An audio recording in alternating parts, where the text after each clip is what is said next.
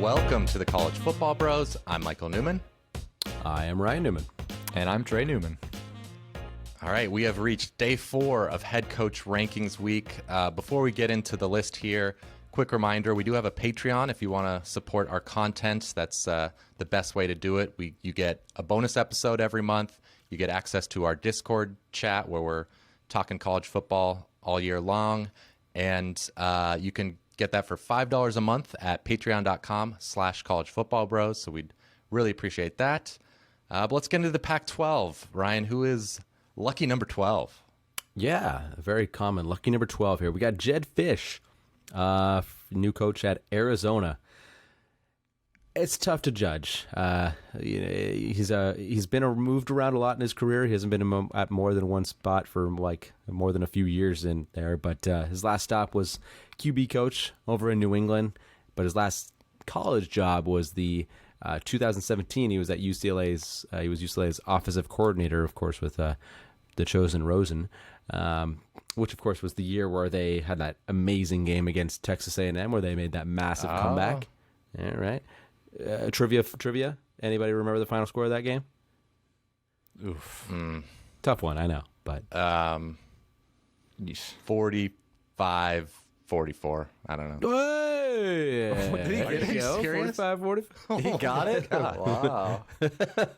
I knew that. I was thinking You guys played that. No. Not at all. Of course, Wow. it was honest.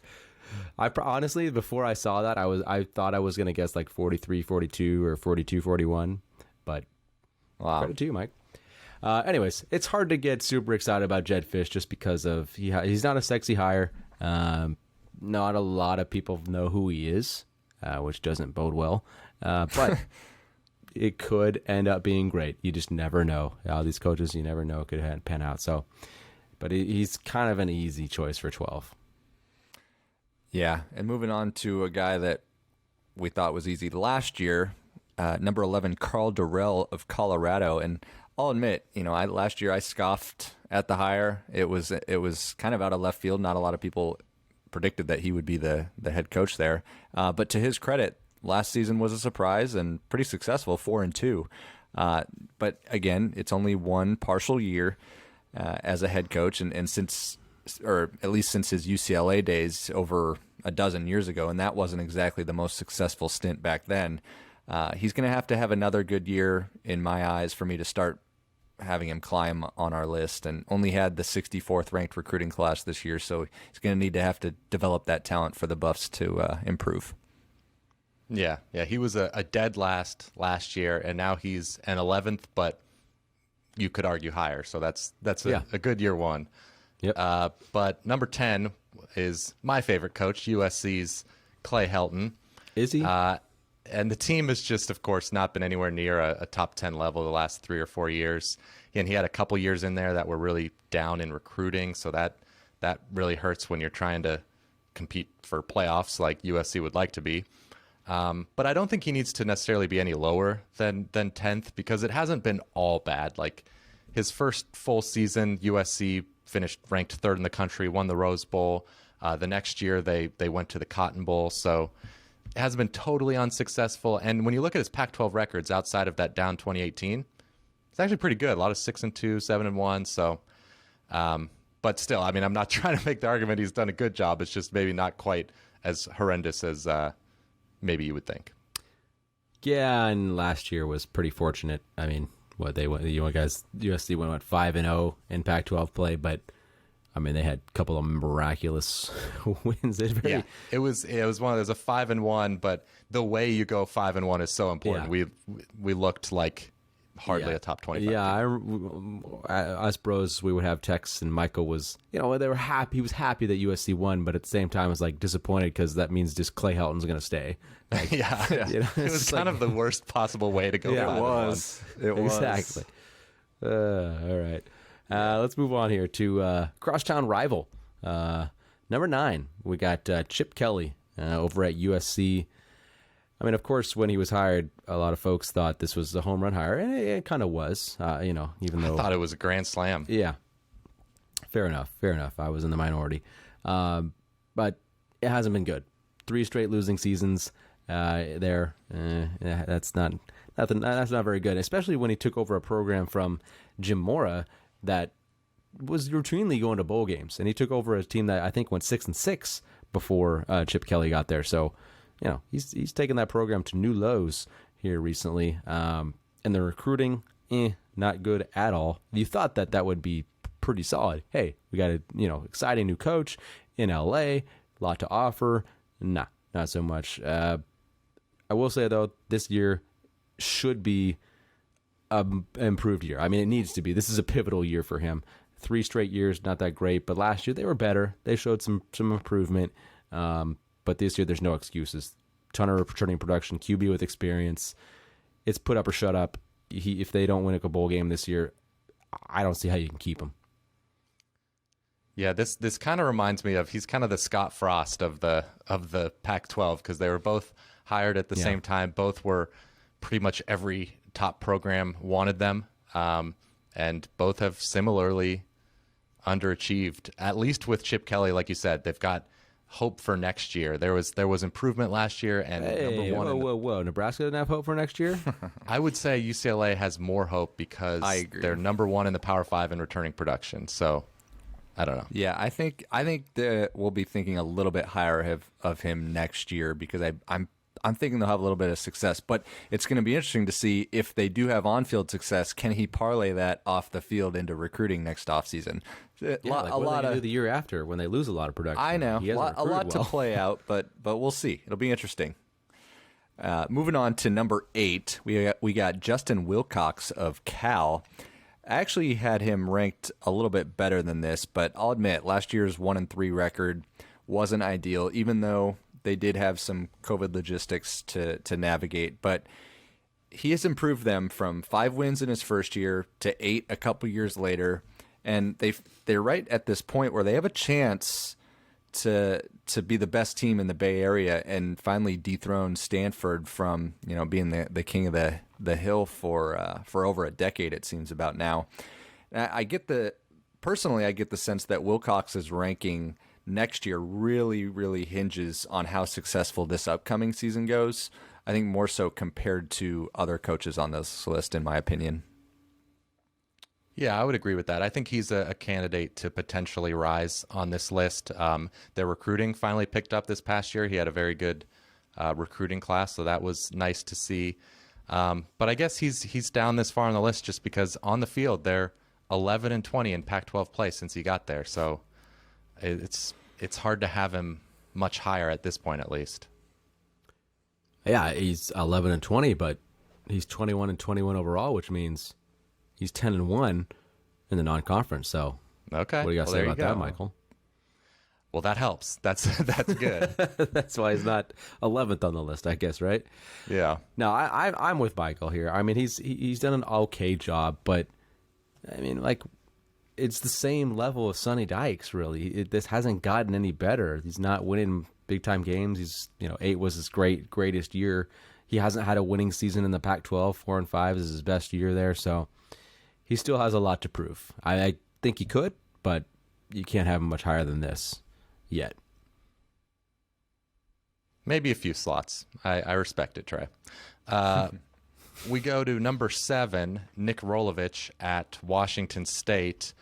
I had him 5th. I was pretty high on him just because he did a great job at Hawaii, built them back up. They were struggling before he took over, and of course you could see his fingerprint on the offense. That's why they were good, and that's what he does.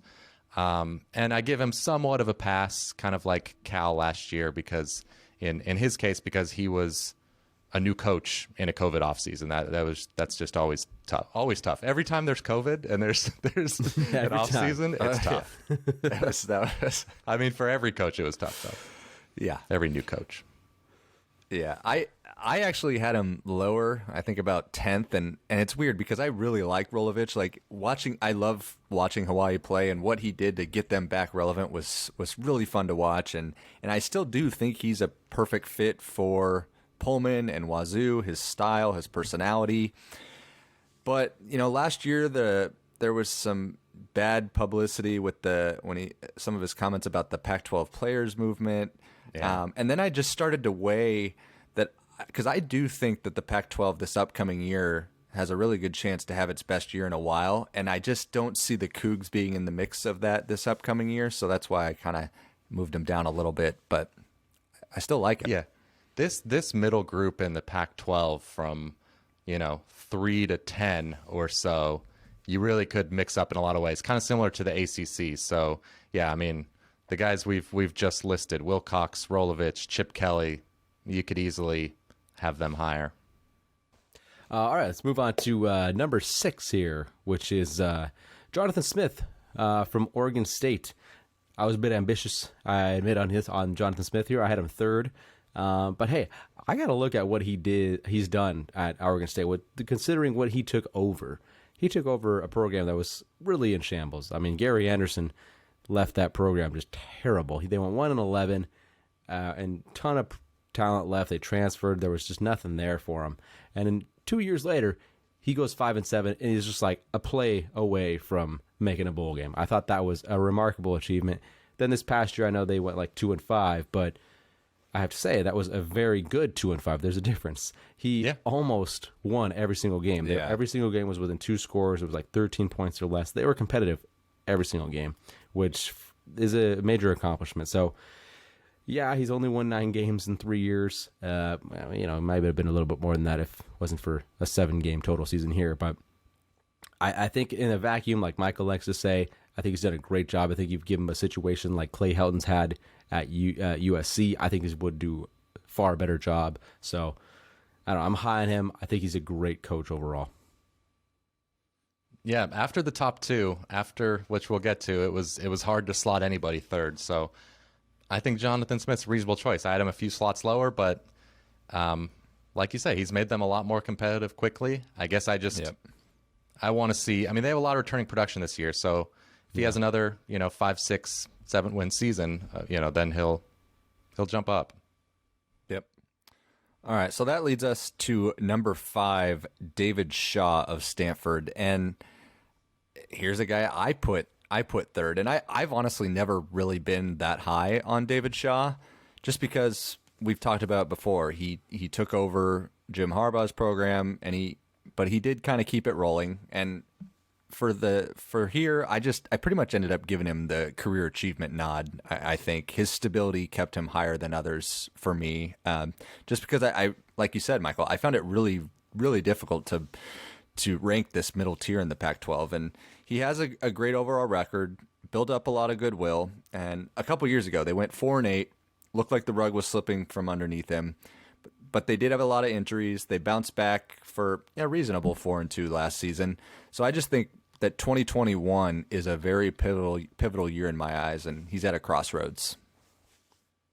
It is a pivotal year, and I guess I'm just sort of making the jump and assuming that they're not going to be that great this year, just because, they were 4-2 last year, but they were 60th in SP+, so it was kind of a lucky 4-2. They were very lucky. Yeah, an easy schedule, some close wins.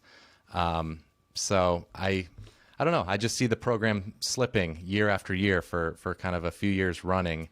And so when you let a great, stable program recede into what I think is mediocrity, that will jump you down the list for me. Yeah, I agree with you, Michael, on that one. I mean, he did keep it going for a little bit while there, but it's just been a steady decline, and they're not at all what they used to be. The Jim Harbaugh days are completely gone. Those coattails are gone. Yeah. Okay, number 4 on our list is Jimmy Lake of Washington, and I think we all loved this hire when it happened. He was, a rising star as a D coordinator. It was only a matter of time before he got a good job, and of course, Chris Peterson stepping down presented that opportunity. I actually feel a little bit worse about him now than I did at the time of the hire, just because I guess a few different things. One, I'm not super confident in his coordinator hires, in particular the offensive coordinator John Donovan. Didn't seem to me like a very inspired hire. Now he's also losing Pete Kwiatkowski to Texas, so we'll see how the defense handles that. And he went 3-1 last year, but it was a very, very weak schedule, a pretty unimpressive 3-1. So we'll see. I mean, he's still 4th on this list because I kind of believe in him, but it's not a super promising start, even though it's a brief start. Yeah, I had him a spot or two lower than I had last year as well. But that's not really me saying I don't think he could end up being successful. He did win North, after all, which Yeah, didn't have to play Oregon, but yeah. hey, well, he did got it done. Got it done. But also just the fact that he's been such a great coach for UW. He's one of the reasons why UW was, UW under Chris Peterson, because of what he did with the secondary and that defense. So, yes, on-field production wasn't greatest. Can't say it was bad. And then the recruiting, maybe an elite, but still good. So, jury's still out on him, no doubt about it. Yeah, if he can get the offense to have just match some of that defense's success, then I think he'll be very relevant in the Pac-12 for a while. Yep, that's true. All right, here, let's move on to our number 3. We have Herm Edwards from Arizona State. Obviously, when Herm was first hired, we had him probably at a distant 12th on what would have been on this list.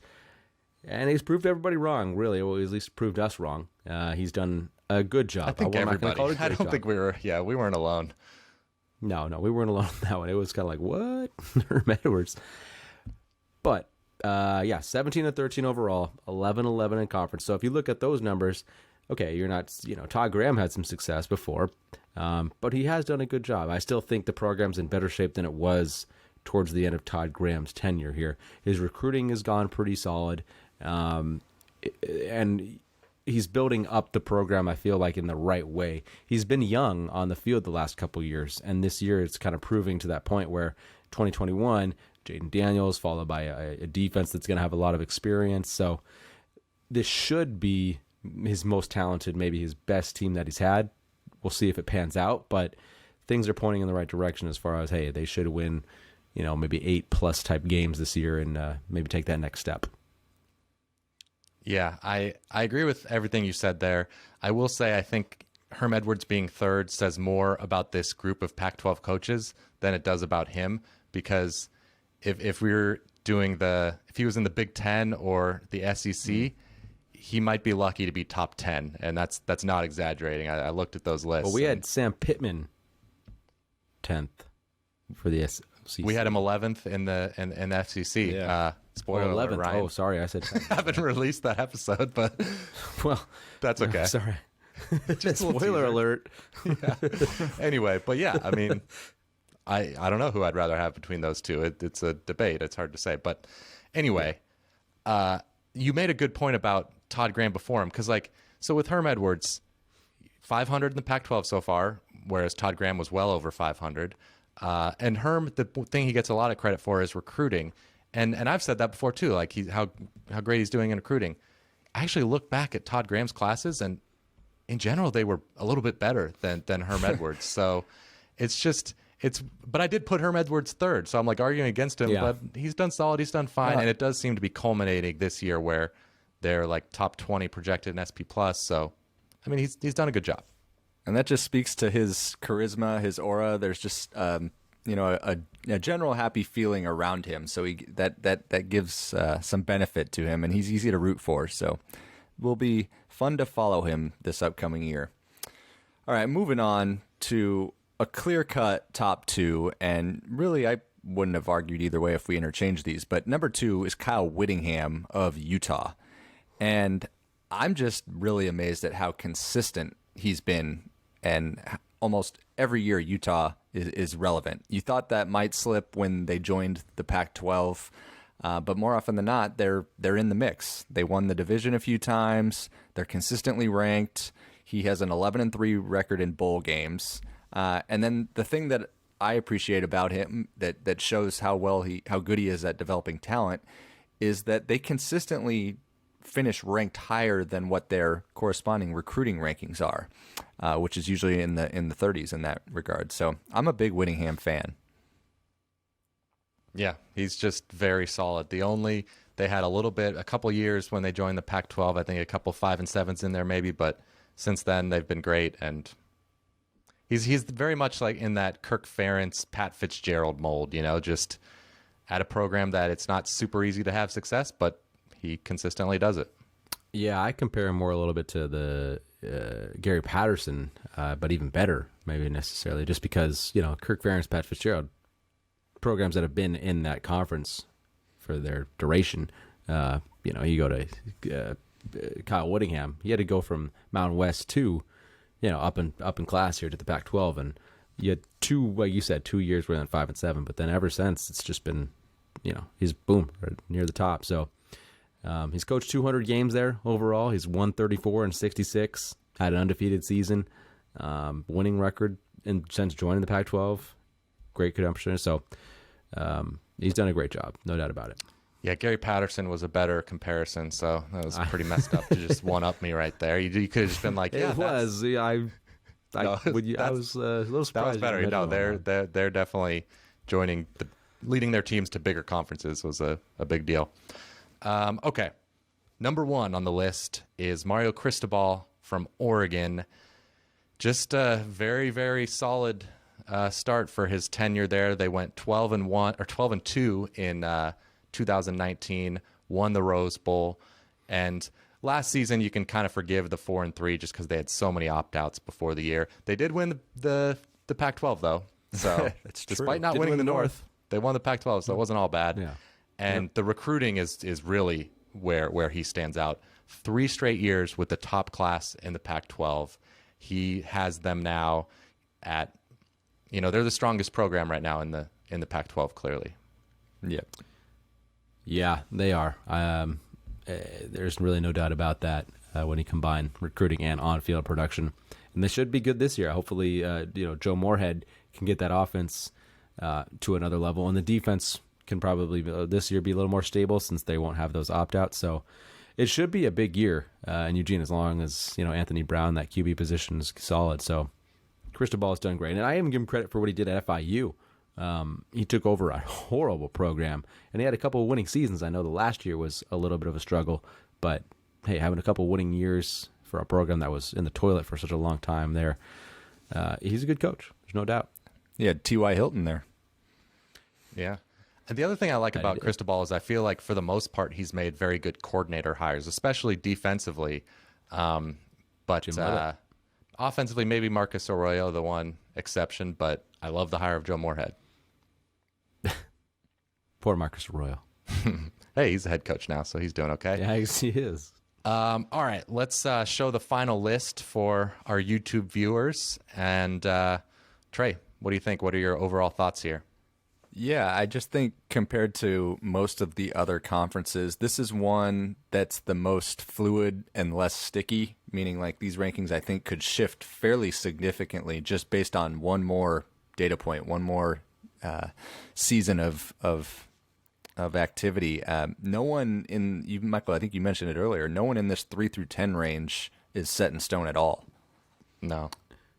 Yeah, I think Trey's being a little politically correct with his answer there. This conference stinks. Oh, wow. Coaches. The coaches? Yeah. This is a weak coach. This is the weakest Power 5 coaching conference. I don't think there's really any doubt, unless you're a Pac-12 homer, which maybe Michael is. But No. I call it like I see it, and I would agree with you. Yeah. It looks like the weakest crop of coaches. I mean, maybe some of them, there's still some unknowns that could prove us wrong, like Nick Rolovich, going through the list here. Jedd maybe Fisch, Chip Kelly who knows? somehow turns the UCLA program up. Jimmy Lake could be great. We don't know yet, but yeah, for right now, I think it is the weakest crop of coaches. Yeah. Unfortunately. But hey, this, like Trey said, though, this should be one of their stronger years coming up here. So a lot of returning production like across the board in the conference. Yep. So. Okay, well, that'll do it for the Pac-12 rankings episode. Tomorrow is the SEC, so we could really use your help spreading the word about that episode, because I'm sure there's a lot of fans down south that hopefully would like to watch it. So give it a thumbs up, leave a comment, share it on Facebook, Twitter, wherever. We really appreciate that, and we will talk to you tomorrow. You've been watching the College Football Bros. Be sure to subscribe here on YouTube and in your podcast app for college football content all year round. For bonus episodes and access to our Discord chat, join our Patreon at patreon.com/collegefootballbros. Thanks for watching.